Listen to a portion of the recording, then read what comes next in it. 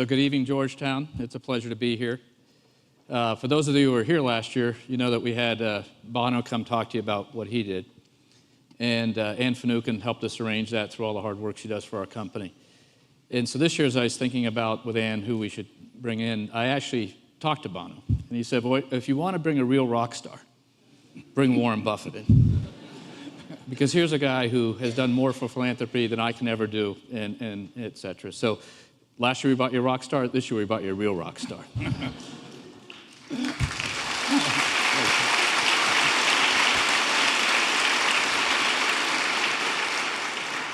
So what we're going to do is I'm going to ask Warren a series of questions over 25, 30 minutes, and then we'll take your questions in the crowd and let the students have a chance to ask Warren about his experiences. And I'm going to start a little bit where the president left off, which is, this is your hometown. This is a part of your hometown. So what are your best memories about being around Georgetown? And Well, I delivered papers at Georgetown Hospital 66 years ago.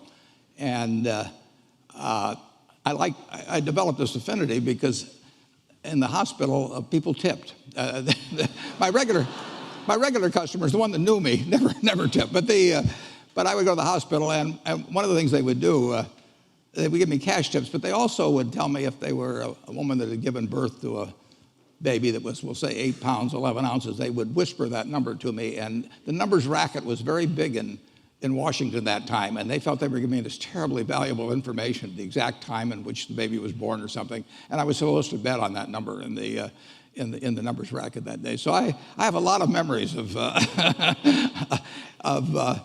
Georgetown. And I was here during World War II, which was really a fascinating time to be in Washington. And my dad being in Congress, it was really a window on an extraordinary time in America. And of course, at that time, we were probably more united than at any time in my lifetime about a common goal. I mean, that was the time when people like Bobby Feller and all the athletes, the day the war broke out, went down and enlisted, and people really did voluntarily in a very high percentage play by the rules in terms of gasoline rationing and sugar rationing and meat rationing and all that. And we all bought savings bonds at school to help out the troops. So it was quite a period. Well, so somewhere along there you started investing and changed the nature. And I've read stories that you started investing at 13, or whether they're true or not, but somewhere around that. And it was 11. what created the fascination with investing? It took me 5 years. I had to save $120. It took me 5 years to get the $120 to buy a stock, 3 shares of City Service Preferred when I was 11. My dad originally was in the investment business. He really wasn't very interested in it, but I would go down on Saturday morning, and he had these books there in the office, and I read all those, and then I went to the Omaha Public Library, and I read every book on investments in the Omaha Public Library by the time we moved to Washington. And then when we got here, I had the Library of Congress. Did you get through all those? Oh, I read everything, and I just found it fascinating, and incidentally, I find it fascinating today. I mean, it's an activity. If you're a baseball player or something, your legs may go or something. Well, my legs have long gone, but it doesn't make any difference in what I do. So I literally have as much. I always have had fun working, but I have as much fun now as I've ever had in my life. I mean, I work with people I love doing what I love, and it just doesn't get any better than that. Well, the quote is that you tap dance to work every day? I tap dance to work, yeah. And so what makes you do that? Don't ask me to demonstrate, but it was nice to get that round of applause at the start, but I've learned that crowds now applaud at the start because I'm 83 and they're not sure I'll be around at the end of the talk. I've shared enough dinners with you know that you have more energy than anybody I know. So let's switch to a little bit on the philanthropy side. So Sure. President DeGioia talked about the giving pledge.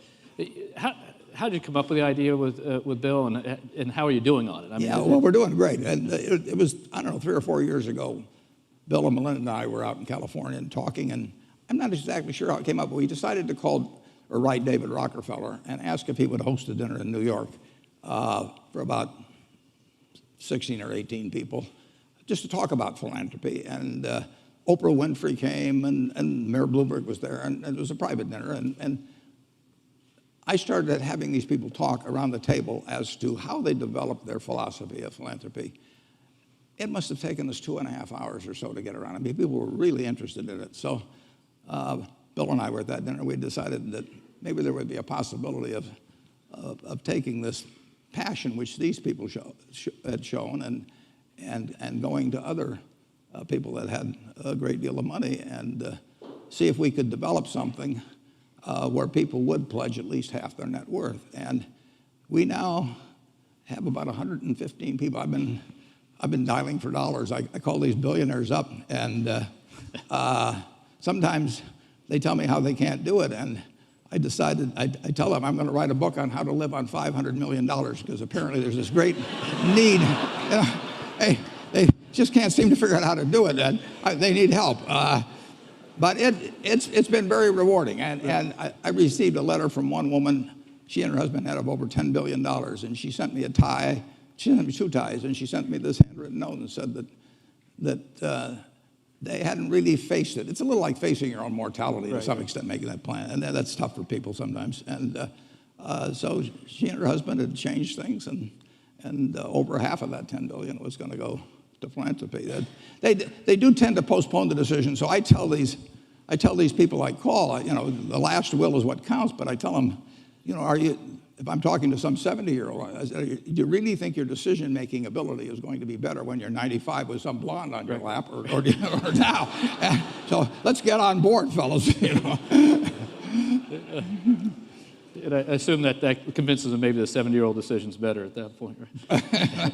Well, Bill has done it. Bill has gotten people around the world because he travels more than I do. But what we're hoping is people do pick up on norms. I mean, when I was young, I read about Carnegie and Rockefeller and different people. Bill did too.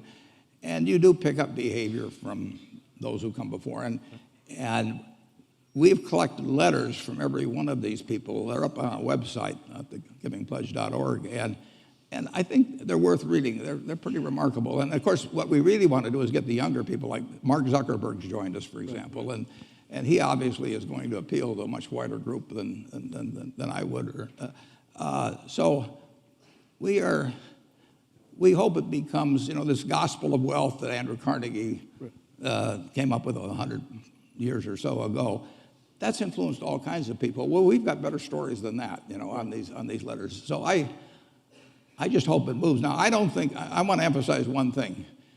Nobody in our group has given away $1 that in any way affects how they live. I mean, I have the much greater admiration, frankly, for the person who drops $5 or $1 in a collection plate on Sunday, where it makes a difference in whether they go take their kids to a movie or whether they go eat out or something of the sort. They are actually giving up something that has utility to them. I am giving up nothing that has utility to me. I have everything in the world I want that can be bought by money.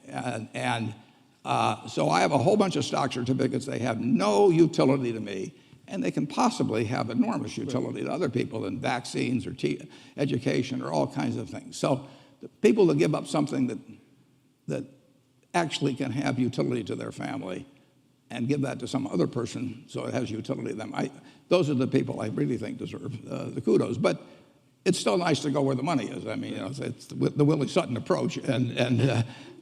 So if we can work on polio or something like that, and it takes big contributions, then we want to go after it.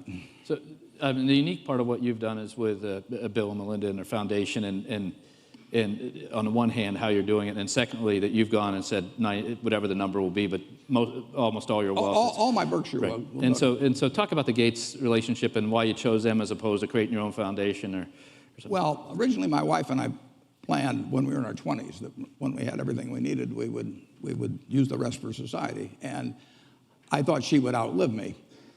She was younger, and women live longer, and then she died in 2004. So I had to come up with a different plan. And if you've read Adam Smith and the specialization of labor, you know that if you're good at one thing, you're not necessarily good at another, and you ought to use your talents where they're most useful, and get other people to give their talents. So, when my wife had babies, I mean, I went to an obstetrician. I didn't deliver myself. When I get a toothache, I go to a dentist. So I wanted to go to people who were very good at giving away money and who were younger, energetic, smart, and had the same objectives in philanthropy that I did. And the basic principle of the Gates Foundation is that every human life has equal value. And if you start with that as your basic assumption, then a lot of things flow from that. And Bill and Melinda, as well as my children, because I have foundations for each one of my three children that are of significant size. And you can read the letters I wrote them up on the Berkshire Hathaway website. I do not direct them to do anything, but I do tell them to swing for the fences. I tell them if they succeed at everything they do in philanthropy, they're doing the wrong things, right, because the important things are the tough ones, and you're going to fail at some of those. But I have got much younger people, very energetic people, common objectives, and they work for nothing. So that's not a bad deal, Brian. That stretches the money a long way. Yeah, absolutely.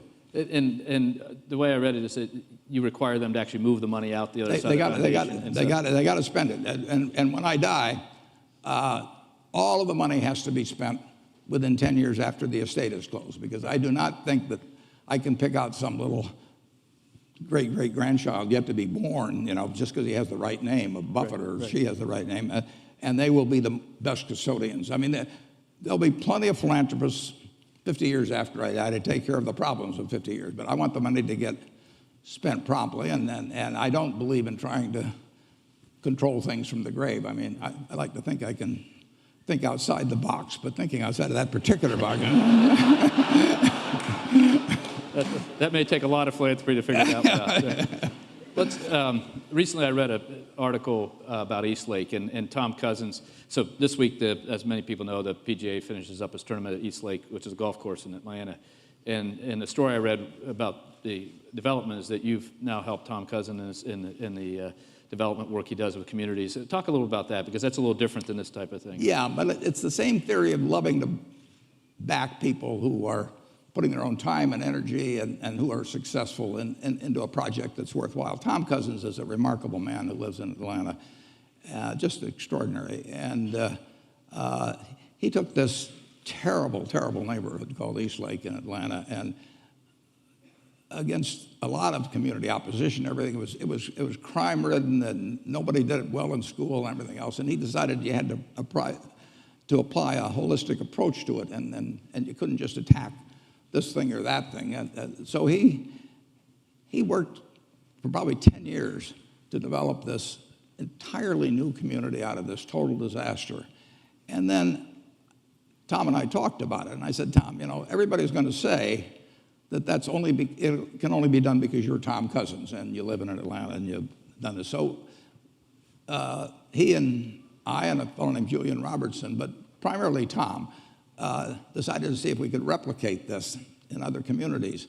And it seemed to me that, and Tom, that New Orleans was a great one to do it. I mean, they've been racked by Katrina and everything. So we've taken it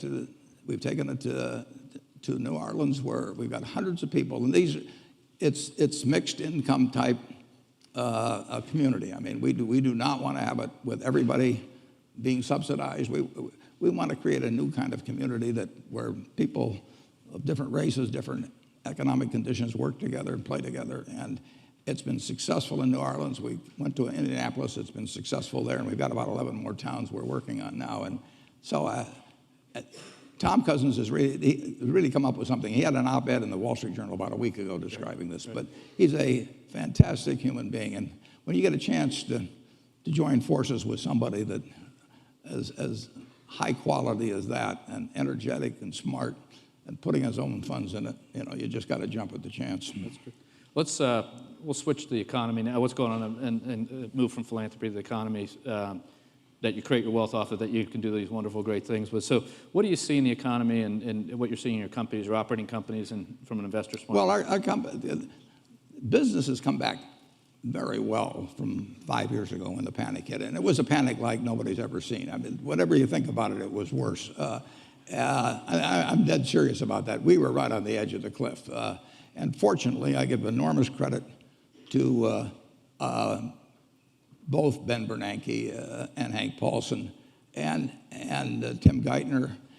And frankly, even though I didn't vote for him, never voted for him, President Bush, I don't know how many of you have studied economics, but in Adam Smith they talk about comparative advantage, and Keynes talked about animal spirits and all those people. But President Bush really came out with the great economic insight of all times, and he did it in 10 words in September of 2008. He went out there from the White House and he said, "If money doesn't loosen up, this sucker could go down." And I mean, that goes right up there. Tear down those plaques of Adam Smith.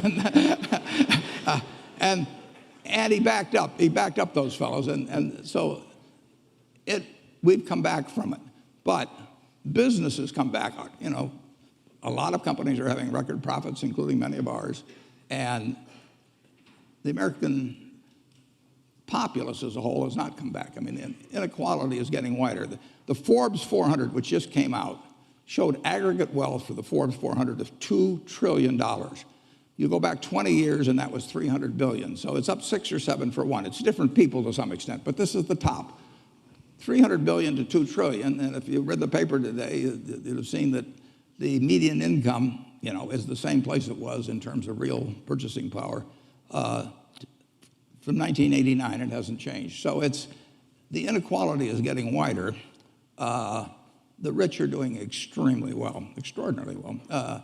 And business is doing well. Business profit margins are terrific compared to the record historically. Business returns on tangible equity are terrific. But most, a great many people in our country, if you take the bottom 20% of households, that's 24 million households or something like that, housing, close to about 60 million people. It's the top level is $22,000. I don't want to try to live on $22,000 with a couple of kids. So we've got an economy that is delivering $50,000 of GDP per capita, and we've got an awful lot of people that aren't living well. So we have learned how to turn out lots of goods and services, but we haven't learned as well how to have everybody share in the bounty that we have. So how do you think, is that we just got to grow out of it to provide? Well, we're growing. We're growing. Yeah. I mean, if you take even 2% a year, if you think about it, people feel very unhappy with 2% a year, but the population grows 1% a year. So that means 1% per capita real growth. That means in 20 years, a generation, there's a 20% in GDP per capita. That's not bad in a generation. But the question is how it gets distributed. Right. But this country will grow. This system works. In my lifetime, I was born in 1930. I was conceived in 1929 because my dad was a stock salesman, and after the crash, he didn't have anything to do. Nobody. So I look back with great fondness on the 1929 crash. But since 1930, since I was born in 1930, real GDP per capita has increased 6 for 1. Just think of that, 6 for 1. I mean, you went centuries when nothing happened. Right. for people, and this country works. I mean, I consider the luckiest person on a probabilistic basis that ever lived is the baby that's born today in the United States. I mean, it is a fabulous country, and the market system works, all kinds of things. But we do have to, in my view, we have to make sure that everybody participates to a reasonable degree. We don't want equality of results, but we also want a base level that's satisfactory for our people. So you talked about the George Bush's economic statement about it could go down. What do you think the lessons are of the last couple of cycles that you've seen from an investor standpoint? We've got a lot of young kids out there. You've lived through multiple cycles in the 50, 60 years plus you've been investing, 70 years investing. What are the lessons, and what, these are young people, what should they take away? The lessons are that people will continue to make the same mistakes they've made. I mean, humans, and it doesn't correlate to IQ particularly. I mean, when they get greedy, and we had this huge bubble in the most important asset the American public has, housing. I mean, so you had a huge bubble in something that you could borrow heavily against. So you could run a margin account, in effect, on a house instead of stocks, and the conditions got very lax. And so when that bubble popped, but people came into that gradually. When they get fearful, it happens all at once. I mean, when people get scared, they all want to leave at one time. And we had them all want to leave at one time, and that'll happen again. It'll happen with a different set of circumstances, but But the human animal will keep behaving pretty much the way it has in the past. So we will have periodic recessions. We'll have an occasional panic, which doesn't all recessions don't come from panics. But the good news is, if you look at the 20th century, in the 20th century, we had 2 world wars. We had the Great Depression. We had the flu epidemic. We had the Cold War. We had the atom bomb, you name it. The Dow Jones average went from 66 to 11,497. With all these terrible things happening supposedly at various times. America works. And when I bought my first stock when I was 11, that was in the spring of 1942. And that was a couple months after Pearl Harbor. And we were getting clobbered in the Pacific at Corregidor and Bataan. I mean, the Death March of Bataan. And in the European theater, the Blitz of England was on. And the Dow was at about 100. But just look at where we are now. I mean, the country really works. The trick is, it seems to me the obligation of a society as prosperous as ours is to figure out how nobody gets left too far behind. It was interesting because last year Bono's speech was a lot about how America is a society of dreams and you can accomplish more here. It was actually one of the best speeches about the optimism America could have by a person who's not American by birth. So and I know you carry that optimism. So after all this, what makes you most optimistic for the next decade about America? Or next couple decades? Just imagine, 1789. Just go back just a few hundred years. There wasn't anything here, in this country. And Sir Christopher Wren, I think, that designed St. Paul's Cathedral is buried there, and there's a little plaque there, and it says, if you seek my monument, look about you. Well, I say, in America, if you seek America's monument, look about you. This country has all come about in a few hundred years. We had less than 4 million people, when we became a country. China had 300 million people at that time. Europe had about 75 million. They were just as smart as we were. They worked just as hard as we did. They had natural resources that were similar to ours. And yet we ended up with a quarter of the world's GDP, a few hundred years later. We've got something that works, and we don't want to mess that up. We want to figure out what we do with this abundance better as we go along. But you don't have to worry about the system working. But you will have periodic recessions, and you will have an occasional panic brought on by something that who knows where it comes from. The thing to remember at that time, I wrote an op-ed piece in the New York Times in the fall of 2008, and I said, that the country will come back. It'll go through a big recession and everything, but it'll come back, and it's coming back. So don't ever worry about America. It'll tell you, you're in the right place. So you've been famous for your investment strategy on basically that follows the opposite side of that principle is invest when the chips are down and ride it up. That served you well. So what's your favorite time that you were able to accomplish that, when you caught somebody down and moved well, up? I always think my favorite time's going to be tomorrow. It's always been fun. And there's a company here in Washington called Geico. And I first got exposed to that in 1950. I was 20 years. I was 19 years. It was 51. I'm sorry. I was 20 years old, and I came down here, and I came down on a Saturday because I'd learned that my professor who I worshiped at Columbia named Ben Graham was the chairman. I got down here and the door was locked.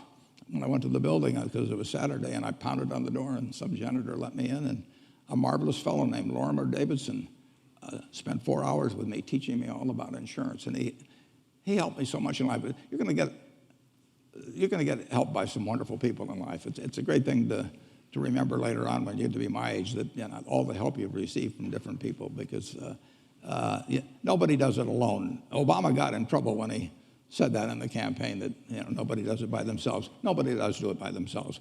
We all sit in the shade of trees that were planted by others. So it's obligatory, I think, to plant a few trees ourselves if we've had good luck. It's been a great ride, but it's not over. So when did you actually buy Geico? When did you invest in Geico the first time? Well, Geico, I met Lorimer Davidson when I was finishing up at Columbia, and And then I started selling securities when I got out. And I went out to my Aunt Alice. And my Aunt Alice would have bought anything from me. And so she bought 100 shares of Government Employees Insurance. It was the first stock I ever sold. And then a lot of years passed, and Mr. Davidson was very kind to me in a variety of ways. But I went in different directions. And then in 1976, the company got in big trouble because they miscalculated their reserves, and they were going broke. And so I came back here, and I bought a third of the company in the market in a very short period of time. And then in 1995, by now our third had become a half because they'd repurchased their shares. And I went out to see Mr. Davidson, who was out in Bethesda. He was 96 or 97, and he had a bunch of stock in Geico with no cost basis because he'd held it forever. And I said, Davey, if I make an offer for this company for cash, you're going to pay a big tax. And of course, if you die with the stock, you don't have that tax, and you get a stepped-up basis. So I'm not going to make this offer unless it's all right with you. And he said to me, he said, Warren, he said, I've hoped for this all my life. And so we bought the rest of the company. He was a great man. That's terrific. Well, let's turn it over to some student questions. So they're going to put a microphone out here, and we'll have you queue up and let you have questions for Warren or.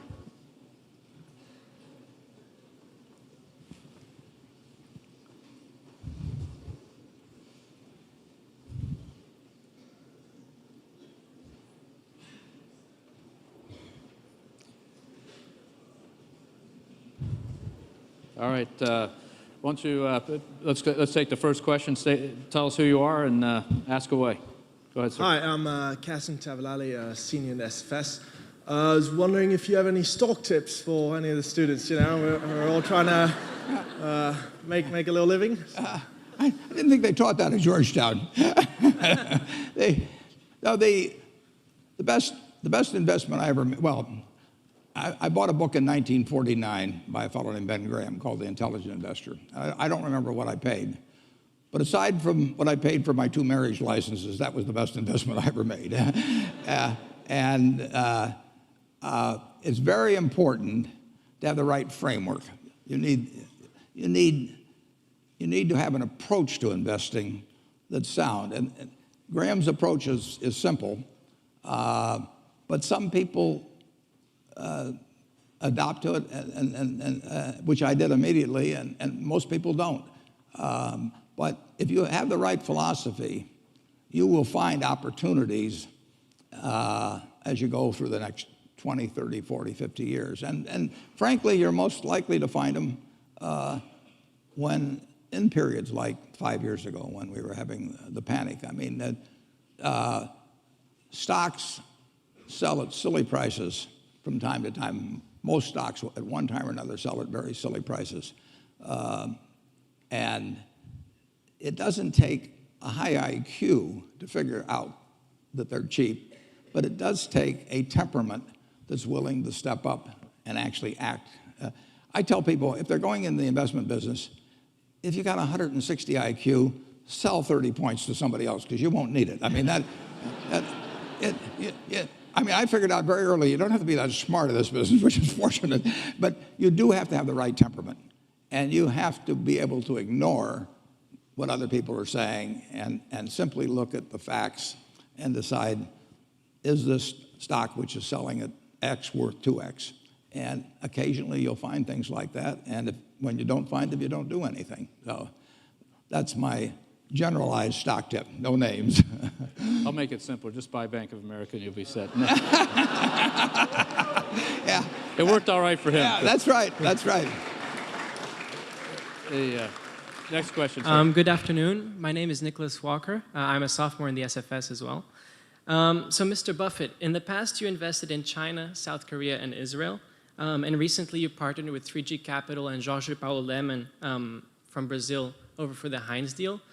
Does this mean, are you tempted to venture into the Brazil market next? I didn't get the question. The question, you did the Heinz deal.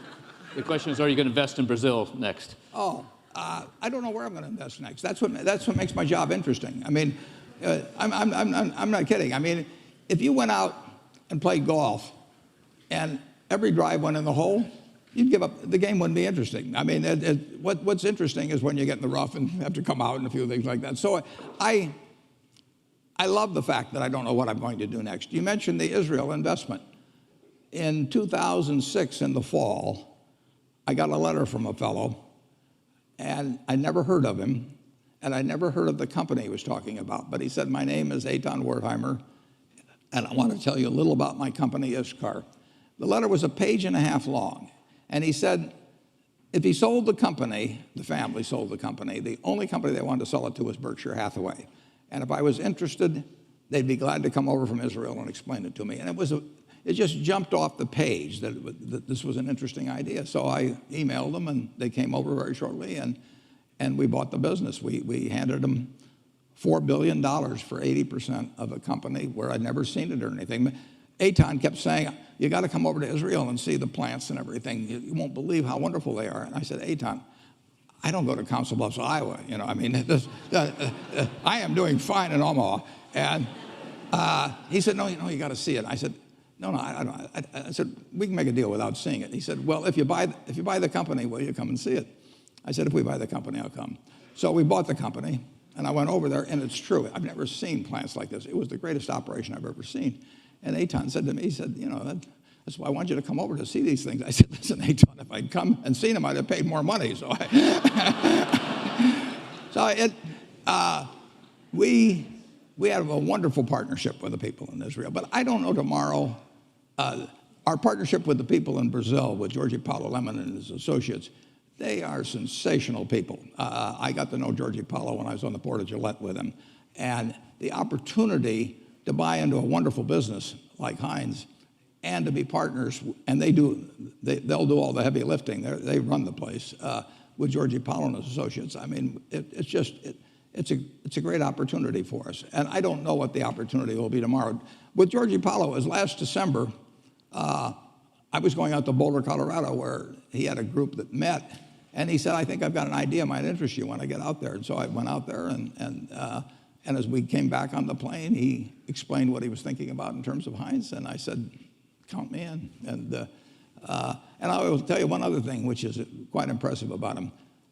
After I said that and went a little further in the thing, he sent me a one-page governance description of how it would work between the two of us, and he sent me a very brief description of what he thought would be a fair deal for both of us. I didn't have to change a word. I mean, those are the kind of people you like to associate with. Next question. Hi. You mentioned that people will make the same mistakes in terms of the boom-bust cycle. But there have been several recent financial developments, such as the creation of derivatives, which has since exploded recently, and you once called derivatives weapons of mass destruction. Right. Now that derivatives are a $700 trillion industry, do you see this as setting the stage for the next financial crisis? It's very hard to tell. That we've enacted Dodd-Frank, and if you look at what happened in September and October of 2008, there were some extraordinary things done. The Federal Reserve poured $85 billion into AIG, and if they hadn't, our world would be very different.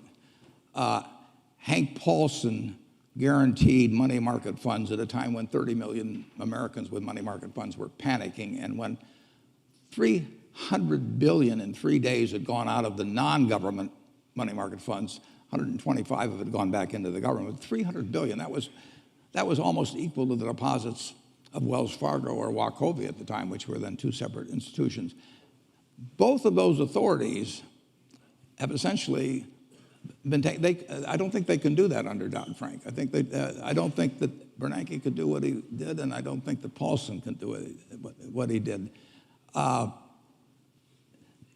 When there's a panic, the only thing that will stop it, basically, is when somebody who has the ability and the will says, I'm going to do whatever it takes. And basically, that's what Bernanke and Paulson, and finally, Congress in a kind of a reluctant way, but said to the American public. And you could believe it. If Bernanke said, I'm going to do whatever it takes, nobody knows what Section 13(3) of the Federal Reserve Act is, and it wasn't probably meant to do what he did with it, but he did it. And the same way with they call it the Exchange Stabilization Fund of the Treasury. It was enacted back in 1934. Nobody dreamt it would be used to take care of money market funds. But you had these strong characters who had the ability to print money in the case of Bernanke, and they said, we're going to do whatever it takes, and the president was behind them. That is the way you end a real panic. And I worry actually that Congress doesn't like to give anybody that much authority, and it bothers them that the Fed has all this authority, or that Paulson acted as he did in TARP. And I tip my hat to them, and I'm not sure. There will be another panic. Where it comes from, who knows? But when that time comes, the question will be, are the people who have panicked, who have frozen, who have caused the economic engine to stop, will they believe and come right back and be doing something? And I'm not sure whether what's been enacted is a plus or a minus in that regard. Regardless, the country will come through. But it's very hard to write regulations that will keep people from acting foolishly, particularly when acting foolishly has been proven very profitable over the preceding few years. It's just the way it works. Humans, they all think they're Cinderella at the ball, and they think, as the night goes along, the music gets better and the drinks flow and everything, and they all think they're going to leave at 2 minutes to 12. And of course, there's no clocks on the wall, and they're still dancing. So it'll happen again. But buy when it happens. Next question. I'll be buying. Hi, my name's John Ruff. I'm from Georgia, so I'm familiar with the work over at East Lake. Oh, that's great. Appreciative. But you talked a little bit about income inequality. But if you look at class mobility rates, and if you look at average household income for middle-class families, measured with inflation, a lot of these rates have been trending down since the 1970s. And some may argue that it's harder today for the middle class than it's been in 30 years. And I was wondering if you had any more thoughts on how a rising tide can lift all boats, and not just the yachts. Yeah. Well, that's what's happened. It's like John Kennedy talked about, a rising tide lifting all yachts. And the yachts have been lifted, like I say, for the top 400 from 300 billion to 2 trillion just in the last 20 years. There is a very, I think, structural problem as a market system gets more and more specialized. If you go back to an agrarian society like we had a couple hundred years ago, with most people working on a farm, most people fit most job requirements. I mean, it was that as the world has become more and more specialized, I think we keep moving away from that. So a market system will not pay well for a significant percentage of society. They aren't needed to keep GDP itself going up and people at the top. And I think government has to address that. I think it's, I sometimes toss out to students this proposition. Imagine that it's 24 hours before you're born, and you're sitting there, Johnny or Joni, we don't know yet, and you're in the womb, and a genie comes. And the genie says, John or Joni, you strike me as a remarkable potential human being, and I'm going to give you an enormous responsibility. I'm going to let you decide the world, how the world is going to work into which you're going to emerge. You can decide on the economic system, the social system, the political system. You design it. And whatever you design, that's going to be the system in which you live, your children live, grandchildren live. And you, being wise beyond your minus 24 hours of age, say, I know all about you genies. What's the catch? And the genie says there's one catch. Just before you emerge, having designed the system, put it in cement, you're going to go over to that barrel over there that has 7 billion slips in it, one for every human being in the world, and you're going to pull out a slip. It may say male, it may say female, it may say white, it may say black, it may say infirm, it may say strong, it may say bright, it may say below average. It may say United States, it may say Bangladesh. Now, not knowing which ticket you're going to pull out, what kind of a world do you want to design? Well, you certainly want to design a world that produces lots of goods and services and keeps producing more and more. You want a lot of stuff around. It could be the world's fairest society, but if it's on a barren desert island, it isn't going to do anybody good. So you really want something that works in terms of output. But once you have something that works in terms of output, you certainly want something that eliminates fear from everybody's life. Now, that doesn't just mean a lot of cops. It means fear of old age, fear of health, all of those problems. And you certainly want a system not knowing what tickets you're going to get that takes care of the people that don't survive so well in that market system, which maximizes the amount of output, your first goal. And I think we've done a wonderful job at the first stage. We have learned how to turn out lots of stuff. We have not thought as much, although we've thought a fair amount. I mean, when Social Security came in and all of that, I mean, this country has developed in terms of thinking about how a rich family should behave. But we have not, I think we are in the stage where we need to focus more on making sure that the people who get the bad tickets do better than they are. And, we said that blacks were 3/5 or slaves were 3/5 of a person back when we started. And said, we said all men are created equal in 1776, and in 1789 we said blacks are 3/5 of a person. We not only said all men are created equal, but in the Gettysburg Address, Lincoln repeated it. It was 1920 before we passed the 19th Amendment for women. So we treated women as an essentially different class for all those years. So I think we've gone significantly in the right direction in terms of behaving better as a society, and I think we've gone terrifically in the right direction in terms of turning out lots of stuff. But I think we have to address the question of how do you treat the people that are left behind in a system that maximizes the output of goods and services. And that can only come through government.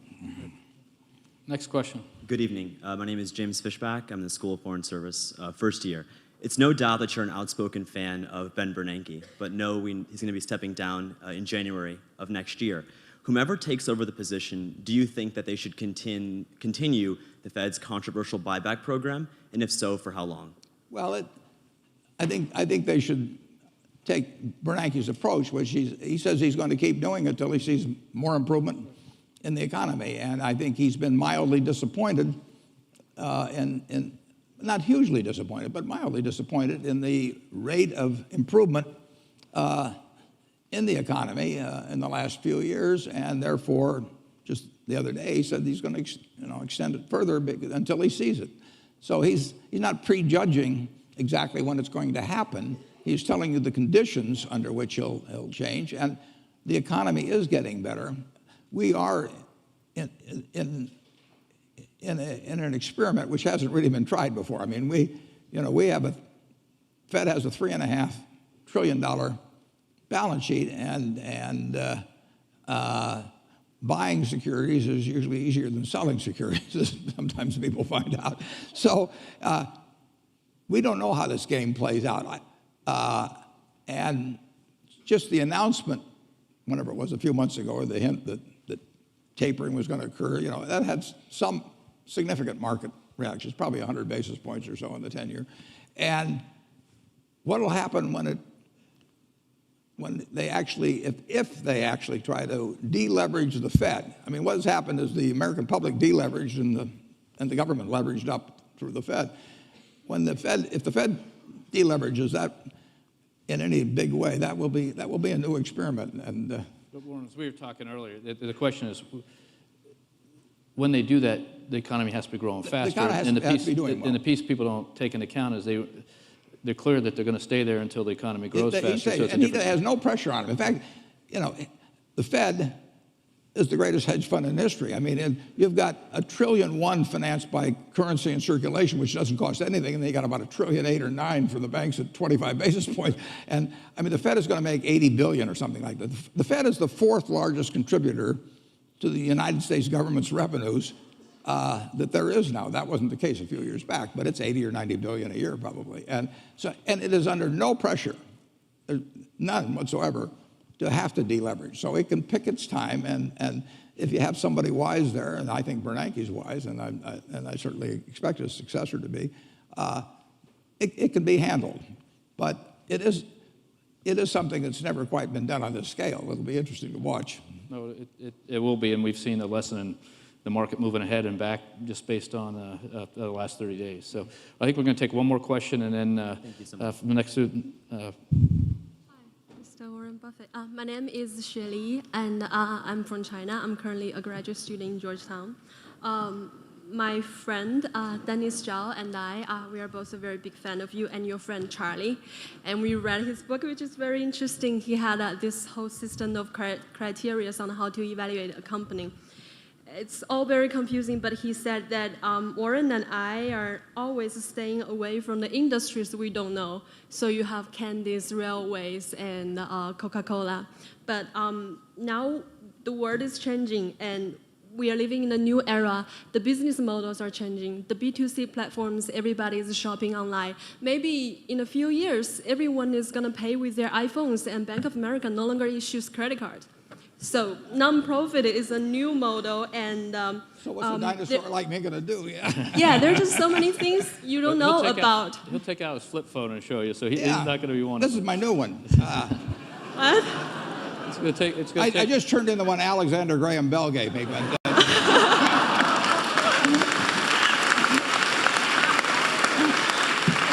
Okay. So the question is, the business models are changing, the world are changing. The new technology, they're changing everything. There's no way you can just stay out of it and stay with the traditional. Now, for the private investors, especially in the venture capital industry, what would you think is the most important thing, the key in evaluating a company? I'm not asking about doing mediocre, I'm not asking about being average, but about excellent, remarkable. Just Well, name one thing. the most important thing is to be able to define which ones you can come to an intelligent decision on and which ones are beyond your capacity to evaluate.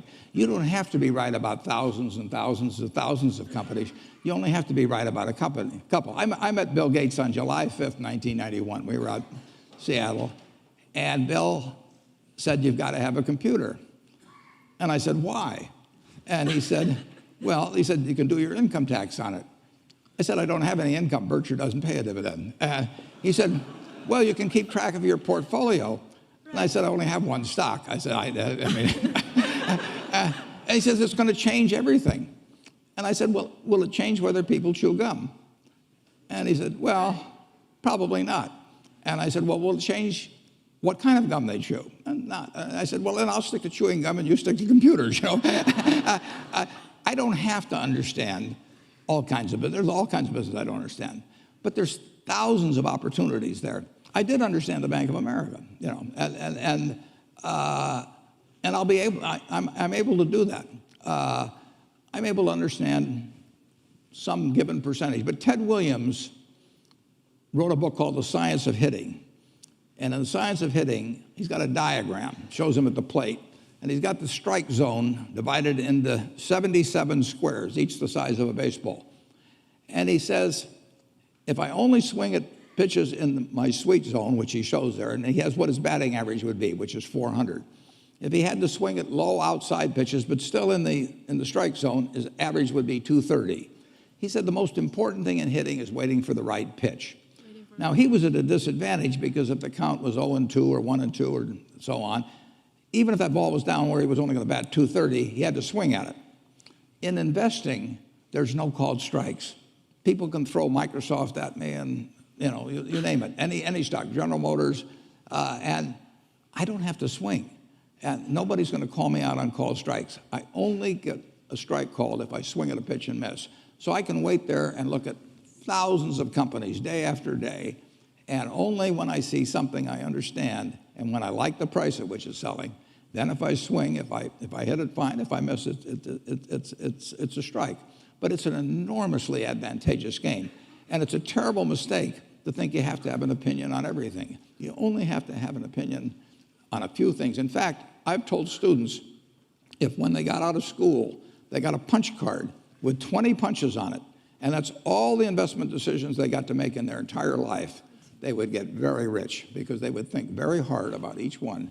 And you don't need 20 right decisions to get very rich. You know, 4 or 5 will probably do it over time. So I don't worry too much about the things I don't understand. If you understand some of these businesses that are coming along and can spot things on, if you can spot on Amazon, for example, I mean, it's a tremendous accomplishment what Jeff Bezos has done. And I tip my hat to him. He's a wonderful businessman. He's a good guy, too. But could I have anticipated that he would be the success and 10 others wouldn't be? I'm not good enough to do that. But fortunately, I don't have to. You know, I don't have to form an opinion on Amazon. And I did form an opinion on the Bank of America, and I formed an opinion on Coca-Cola. I mean, Coca-Cola's been around since 1886. There's 1.8 billion 8-ounce servings of Coca-Cola products sold every day. Now, if you take 1 penny and get 1 penny extra, that's $18 million a day. And 18 million times 365 is 7 billion, 3 less 730 billion, or $6,570 million. So annually, $6,570 million from 1 penny. Do you think Coca-Cola is worth a penny more than, Joe's Cola? I think so. So, and I've got about 127 years of history that would indicate it. So those are the kind of decisions I like to make. And you may have an entirely different field of expertise than I would have, and probably much more up to date in terms of the kind of businesses that we're seeing evolve. And you can get very rich if you just understand a few of them and understand their future.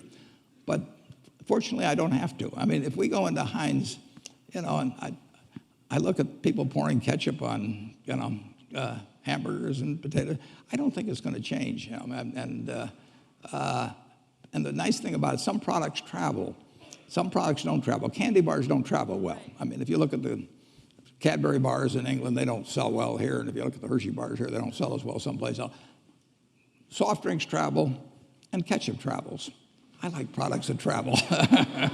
Well, thank you. Okay. Thank you, Warren.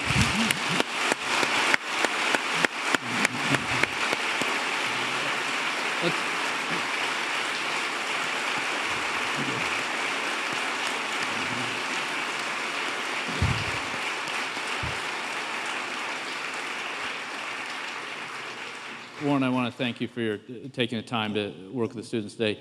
And I think for all the students out there, just think about this. This is a person who, with a passion, he still has at 83 to make that right investment decision. But importantly, what we talked a lot earlier about is the ability to try to do something with all that wealth that will help a pretty near-term set of goals in society. And I think you will find very few people in the world have been able to do both things so well as Warren Buffett has, and there's a lesson to learn for all of us from that. So thank you for spending the time. Thank you, Bob.